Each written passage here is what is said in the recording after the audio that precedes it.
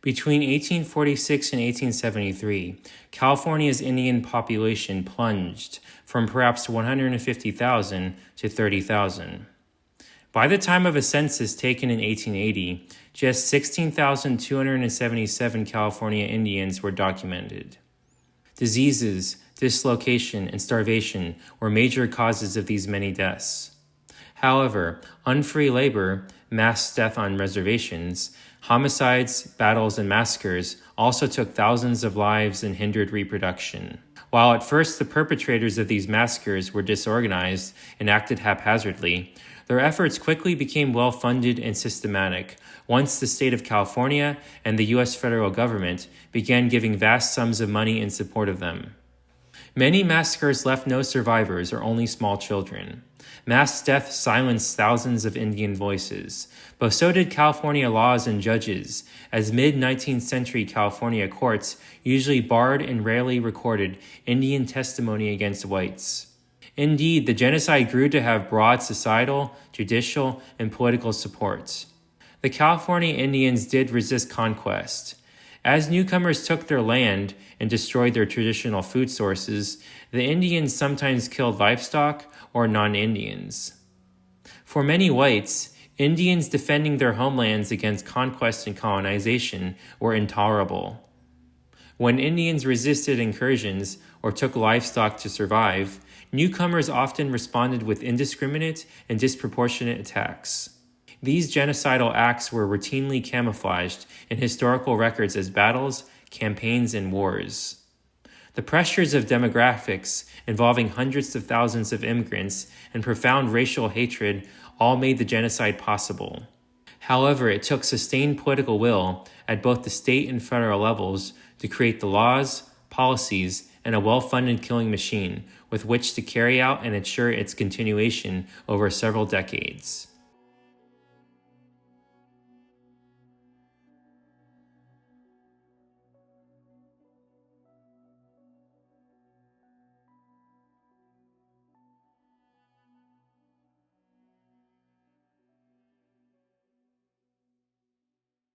The area known today as the state of California looked very different before Europeans arrived. Rivers flowing towards the Pacific ran undammed. Man-made lakes like the Salton Sea and Lake Shasta had yet to be imagined, and vast wetlands bordered many rivers and bays. Other bodies of water were far larger than they are today. Eastern California's now mostly dry Owens Lake covered more than 100 square miles. San Francisco Bay was almost a third larger. And the San Joaquin Valley's now varnished Lake Tulare was the largest body of fresh water west of the Mississippi.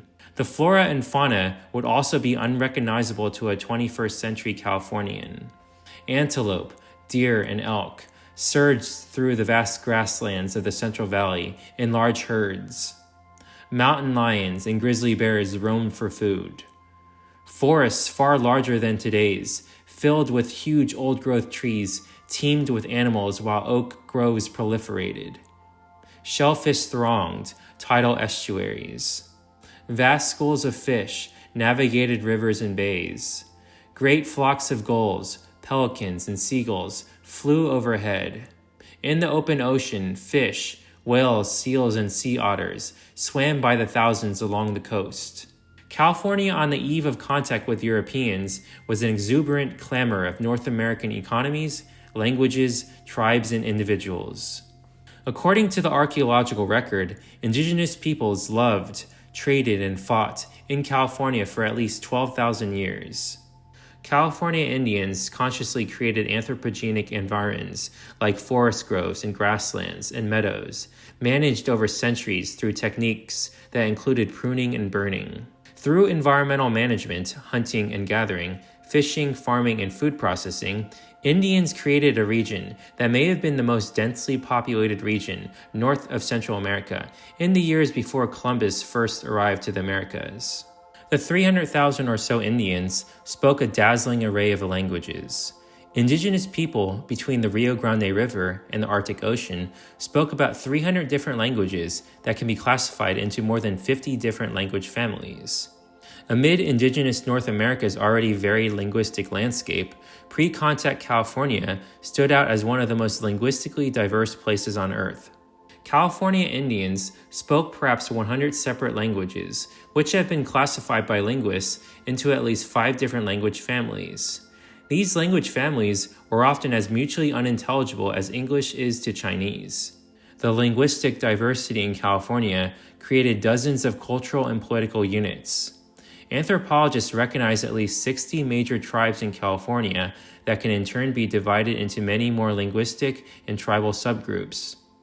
California's many subgroups can be divided further into about 500 individual bands, given that each village or village group tended to act as its own political and economically autonomous entity.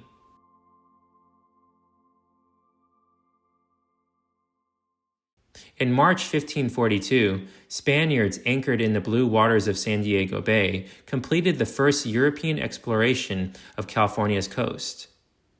They kidnapped 2 Indian children to carry to New Spain to learn to be interpreters. In the decades that followed, more Spaniards, Russians, and then Mexicans would impose race-based 2-tiered legal systems, unfree labor regimes, and violence on the indigenous people of California. These traditions would eventually later cross-pollinate with pre-existing Anglo-American practices and policies towards Indians to create the conditions for genocide in California between 1846 and 1873. The Spanish, Russian, and Mexicans also brought Old World diseases to California, which depopulated and weakened many tribes, making them highly vulnerable to Anglo-American conquest. In 1769, 226 years after the first exploratory visits, Spain sent soldiers and missionaries north from Mexico to colonize California. Father Junipero Serra called it the spiritual conquest of California. Serra and his fellow Franciscan missionaries viewed California Indians as pagans and as people without reason who were to be treated as children at best. From this infantilizing perspective, these Franciscans aimed to fashion supposedly childlike Indians into faithful Catholic workers by replacing indigenous cultures and traditions with Hispanic ones. The program relied in part on force. Initially, curiosity, food, and gifts drew California Indians to the Spanish missions. The Spanish introduced pathogens, plants, and animals that dramatically transformed California's landscape. These destroyed Californian Indians' means of subsistence, and as a result, many became vulnerable to sickness, disease, and death. In the midst of hunger and death, the many coastal California Indians increasingly came to the missions out of necessity. After baptism of the California Indians, the Spanish priests bound them to the missions, making them essentially and legally children, and thus the Indians were driven into unfree labor and slave-like arrangements. By 1823, the Spanish, and later the Mexicans, would build a vast network of 21 missions and 4 presidios. California Indian labor made most of these structures. Like many slaves throughout time, harsh punishments awaited those Indians who disobeyed. Even a Spanish governor of California in 1780, Felipe de Neve, said that California missions and the fate of the Indians in them was worse than slavery. Developments like these rendered California Indians as second-class citizens before the first Anglo settler even arrived. In Hispanic California, Indians were at the bottom of the racial hierarchy. As a result of this dehumanization, many of the Spanish soldiers guarding the missions engaged in sexual assaults of the indigenous women, including frequent gang rapes. This prompted many Indian groups to leave their huts and crops, to go to the woods and brave long periods of food scarcity in exchange for security. Leaving a mission would trigger an institutionalized response from Spanish authorities who would search for the individuals. Upon recapture and a forcible return to the mission, these individuals would be whipped or subjected to cruel, sometimes lethal punishments. Despite these assaults, the Indians actively resisted colonization by repeatedly burning down buildings and by killing Spaniards and Mexicans and their allies, and escaping missions in large numbers. In 1821, Mexico won independence from Spain and immediately made Indians citizens, thus setting the stage for the gradual legal emancipation of California Indians from missions. Unfortunately, this did not always lead to freedom. In response in 1833, Mexican authorities secularized the missions. The missions could often be deadly places for the Indians, as colonial authorities often concentrated large amounts of Indians within the mission compound. Unmarried females were often locked in crowded and poorly ventilated buildings, which facilitated the spread of disease. Due to these conditions in the missions, 1 in 3 infants did not live to see their first birthday, and between 10 and 20% of adults died each year. By 1833, Franciscans, based on the meticulous records they kept of baptisms and mortalities, had baptized 81,586 California Indians and buried some 62,600. In 1769, an estimated 310,000 California Indians existed, but by 1830, around 245,000 were alive. On a smaller scale, Russian colonists also engaged in the enslavement of California Indians, beginning in 1812 at the Fort Ross colony north of present-day San Francisco. But this did not last long, as the Russians withdrew from California in 1841. Though Mexico outlawed slavery in 1829, abolishing unfree California Indian labor proved difficult to enforce, given that many colonists depended on various forms of indigenous servitude. In the 1840s, Indians were practically the sole source of agricultural labor, and whites used every possible means to obtain this labor. Many colonists operated their vast ranchos almost entirely with Indian labor, much of it coerced. Multiple forms of California Indian servitude, as well as the profound racism that made the coercion of California Indians ideologically acceptable, existed on the eve of the Mexican-American War. These conditions set local precedents, onto which U.S. citizens then grafted their own racist traditions and unfree labor systems, even as they undid Mexican rule throughout the war. In the 1830s and early 1840s, epidemics swept through the region, killing more than 60,000 Indians. In 1833, malaria swept through the Sacramento and Joaquin River valleys. Perhaps 20,000 to 50,000 Central Valley Indians died in 1833 alone. Other smaller disease outbreaks followed the 1833 epidemic, as California became more tightly knit into the trans-Pacific trade networks that brought increasing numbers of disease-bearing ships from distant ports. In 1837, smallpox arrived at Fort Ross and spread east and killed as many as 10,000 Indians. This would become known as the Miramontes epidemic. In the 1820s, 30s, and early 40s, Mexicans killed hundreds of California Indians in battles and massacres. These massacres under Mexican rule may have set local precedents for much larger scale and more widespread violence against California Indians under U.S. rule.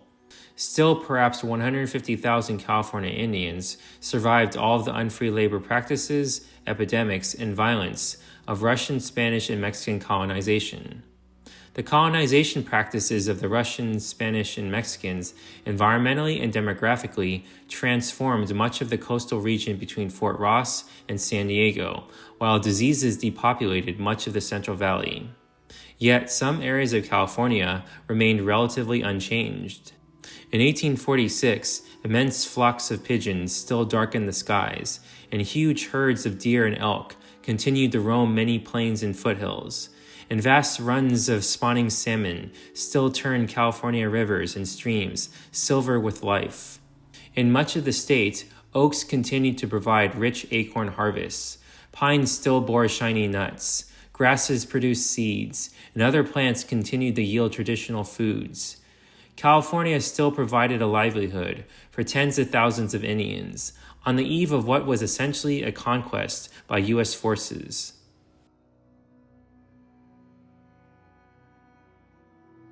On February 12, 1845, a colonel ordered John C. Fremont to survey the streams flowing east from the Rockies. After he reached the headwaters of the Arkansas River on September 2nd, 1845, he abandoned his Rocky Mountain assignments and, guided by Kit Carson, marched his men 900 miles across mountains and deserts to California. Once in California, Fremont notified Mexican authorities by displaying the Stars and Stripes flag outside Monterey before retreating to explore the northern part of the state. On March 30th, 1846, Fremont and his men arrived at Danish immigrant Peter Lassen's ranch, amid the high grasses of California's upper Sacramento River Valley, some 90 miles northwest of what would become the city of Sacramento. Fremont and his men then moved north up the Sacramento River. On around April 5, 1846, Fremont and his men massacred Wintu tribesmen on the request of American settlers in the area who felt threatened by them, in a way that would later become emblematic of the types of later one-sided massacres perpetrated at the peak of U.S.-sanctioned genocide. Encirclement, a surprise attack which consisted of a barrage of long-range small arms fire, followed by close-range attack and executions of non-combatants, would become a kind of unwritten tactical doctrine in California Indian massacre campaigns. The Sacramento River Massacre was the prelude to hundreds of similar massacres. Fremont and his men massacred around 1,000 people, and if it was better known, it would likely be considered one of the largest in U.S. history. Fremont's expedition continued to move north to southern Oregon.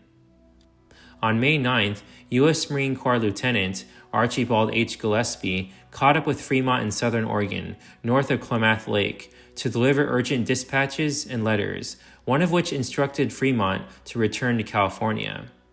That night, as Fremont was falling asleep under the branches of a cedar, 15 or 20 Klamath tribes people attacked and killed 2 or 3 of Fremont's men.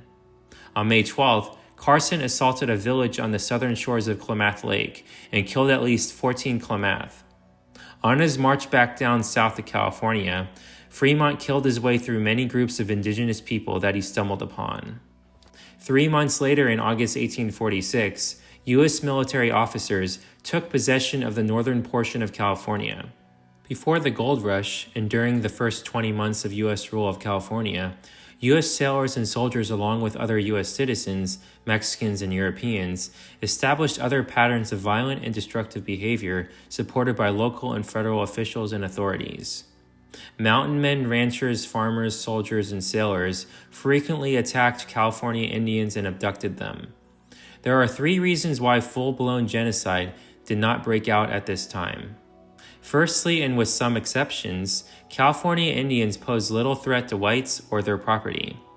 Second, California's non-Indian population of Anglos and Spanish-speaking Californios were only 10,000 to 14,000 in number versus the 150,000 Indians in California. The non-Indians were also thinly spread across the region. Thirdly, and perhaps most importantly, the colonizers needed California Indian labor. California Indians were even needed and used as soldiers to conquer California for the U.S. from Mexico during the Mexican-American War. Many newcomer Euro-American colonists into California had to pass through an overland route through Sacramento Valley into a ranch that was owned and operated by John Sutter. There they saw scenes of institutionalized dehumanization of California Indians that set the tone for how they thought Indians in California ought to be treated. Making matters worse, California's first U.S. military governor, John D. Sloat, set an aggressive tone for martial law policies towards Indians. On August 17, 1846, Commodore Robert Stockton, California's second U.S. military governor, proclaimed that the California Battalion would remain constantly on duty to prevent and punish any aggressions by the Indians. Yet in 1847, violence against California Indians was not yet genocidal. However, whites were already discussing the doctrine of indiscriminate collective reprisal, which would become central to the genocide to come, and by this time U.S. military officers were conducting lethal reprisals for stock raiding. Upon arrival back to California, Fremont finally seized the prize that had apparently lured him to the region, when on January 16, 1847, Commodore Stockton turned the military governorship over to him.